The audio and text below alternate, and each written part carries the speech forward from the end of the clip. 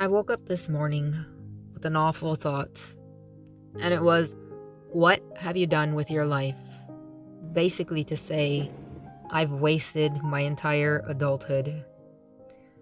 And I began to think and compare myself to other people that I know. And the questions and comparisons started coming in. Well, they did this, they wrote a book, they have a large following, they're popular, and I'm not. And it just left me feeling defeated. And for a second, I even began to contemplate, like, what have I done with my life? Where has it gone? What have I done all these years? And I stood still for a moment, and the Lord reminded me that I live for Him, unto Him, and all my life is wrapped up in what He has called me to do. I gave up my pursuit of college because I was pursuing money.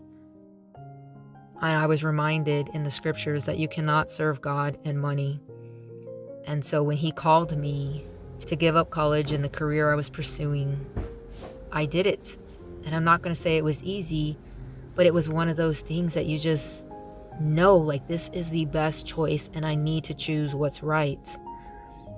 So I stopped pursuing college, I stopped pursuing a career, and I started living for God and teaching my children and training them in the Lord. I homeschool.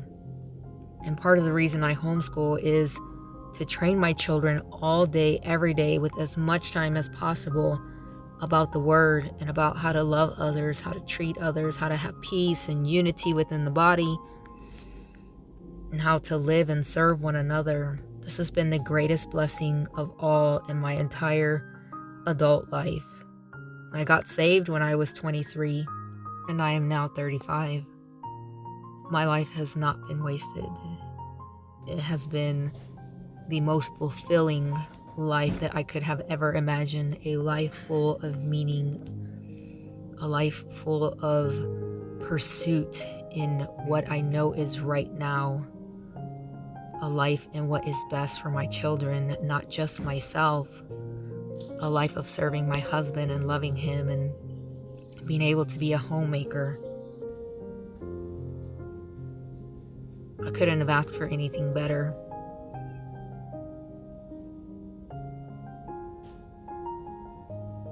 I felt like this question was meant to bring me down, like it was an attack on my life, and like I wasn't doing anything with purpose or with meaning.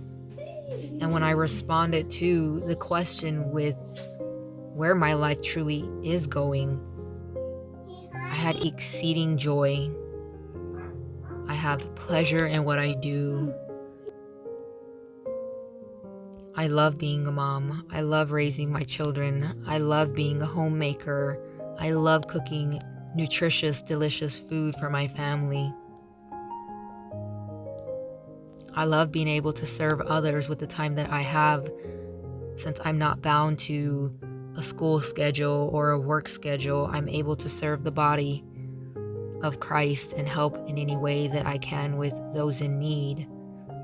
I'm able to teach my children how to cook, how to clean, how to manage a home, how to care for little ones, how to be loving and kind and patient with others, especially, like I said, the younger children, because they do not respond like older kids.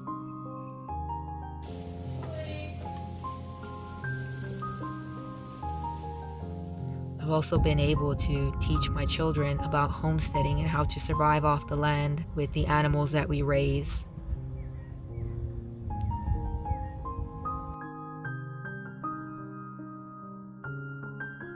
Riches could not buy what I have.